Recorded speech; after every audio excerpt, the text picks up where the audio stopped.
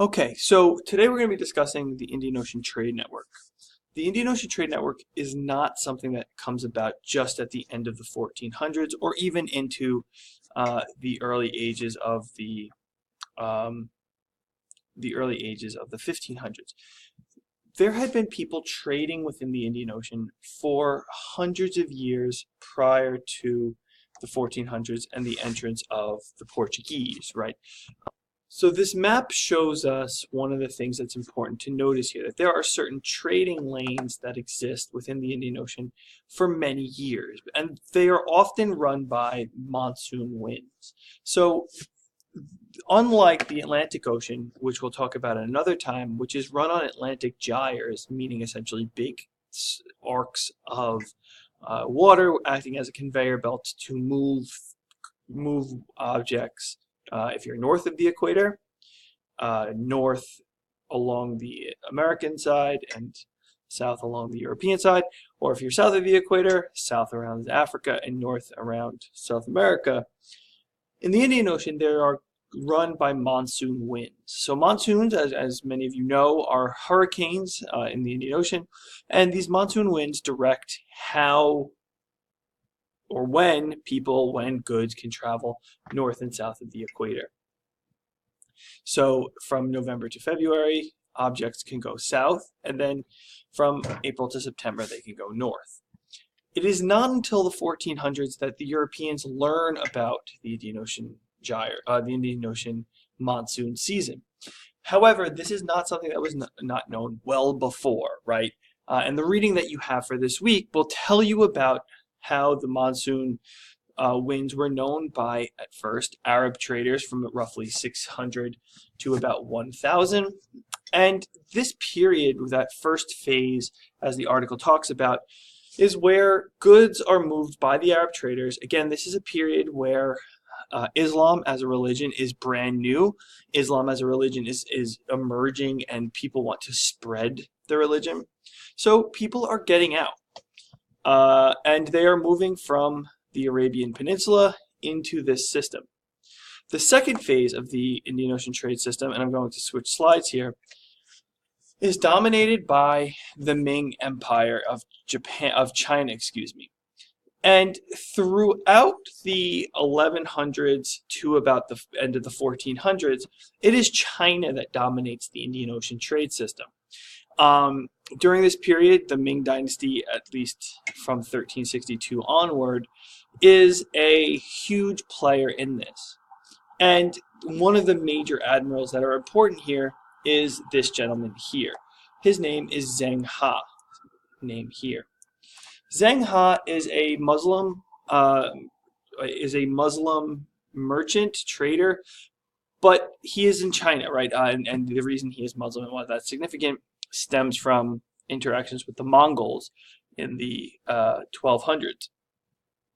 But he has 6 expeditions that take him throughout the Indian Ocean, and this graphic here on the bottom of your screen helps to illustrate that. His 6 journeys take him over 28 years, and he expands China's influence throughout the Indian Ocean. But this second phase, going from roughly 1100 to 1500, is dominated by this massive amount of trade going on in this region, done by the Chinese.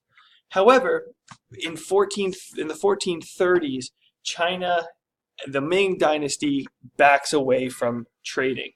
And the reason they back away are 3. First, the emperor who supported Zheng He, a guy by the name of Yang Lei, decides that he no longer wants to trade, and he believes that China is being diluted by this outward trade. So he stops. Second, China is believed to be self-sufficient. They don't need to trade with the outside world.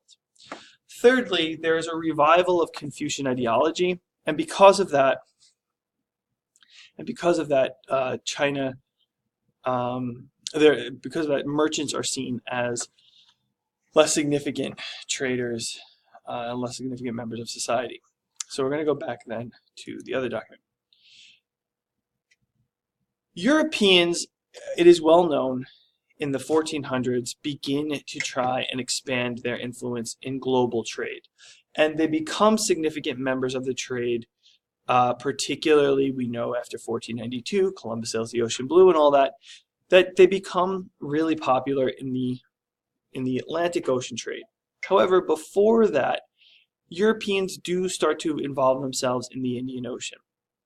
Now, one thing I would like to say about the Indian Ocean before we get involved here and with Europe is the Indian Ocean is very diverse, right? From East Asia with China and Japan, you have South Asia, places that will become Vietnam, Thailand, Indonesia. And then you have, obviously, the subcontinent of India and its connections, Pakistan and Burma, Myanmar, to its east. But then you obviously have the Arabian Peninsula and Eastern Africa. You have so much diversity in this region, and the goods are so wide. It is phenomenal, the resources and the goods that are available. So Europe obviously wants to be involved. So why do they get involved? In the 1450s, Constantinople, which had been the eastern capital of Europe, the Roman Empire, falls in 1452, falls to the Ottoman Turks. And Constantinople, renamed Istanbul, no longer becomes a place that Europeans feel comfortable trading. They want to avoid the Muslim middlemen. So as a result of that, Europe starts to look for other ways to go to the east to get the goods that long had existed along the Silk Road. You'll remember the Silk Roads. So after 1452, Europe in general tries to expand its global trade. And you will know that Spain ultimately sends Christopher Columbus in 1492, but the younger son of the Portuguese king, Henry the Navigator, sets up a school at a town in southern Portugal. The town is called Sagres, Sagres, and this school becomes a place for mariners. They are educated in how to sail, and they begin to expand, they begin to trade in the Indian Ocean. They learn about the monsoon winds I had mentioned, and they, at first in 1482, with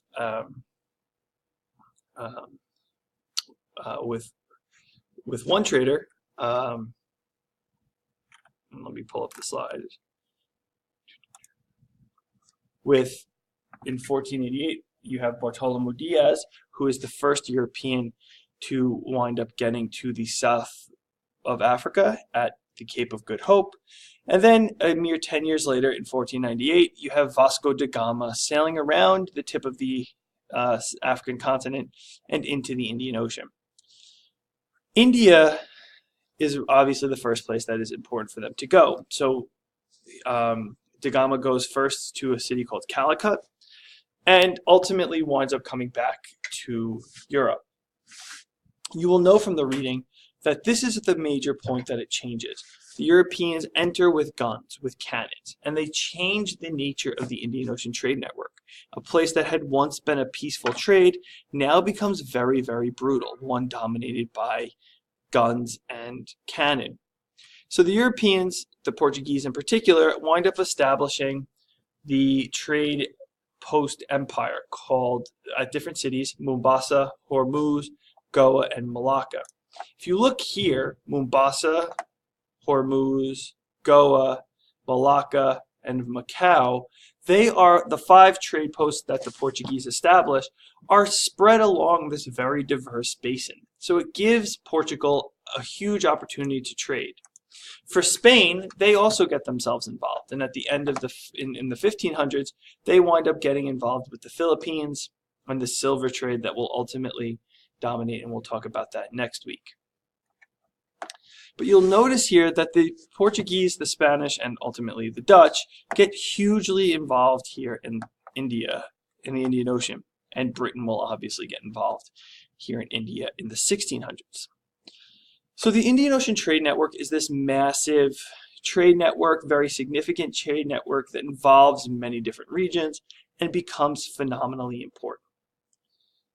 Who are the biggest winners and who are the biggest losers, right? The biggest losers in all of this are the locals, the Africans, the Arabs from the Middle East, the people from South Asia, the Indians, the Pakistanis, and obviously the people from Asia, China bowing out, But the biggest winners here are the Portuguese and the Europeans. By the end of the 1500s, it is the British, it is the Dutch, the Spanish, and of course the Portuguese that dominate this region. And they will dominate this region up until the 1900s, when finally the last vestiges of Indian Ocean trade cease and the Europeans remove themselves from the territories. But until that point, it is the Europeans who will dominate this trade.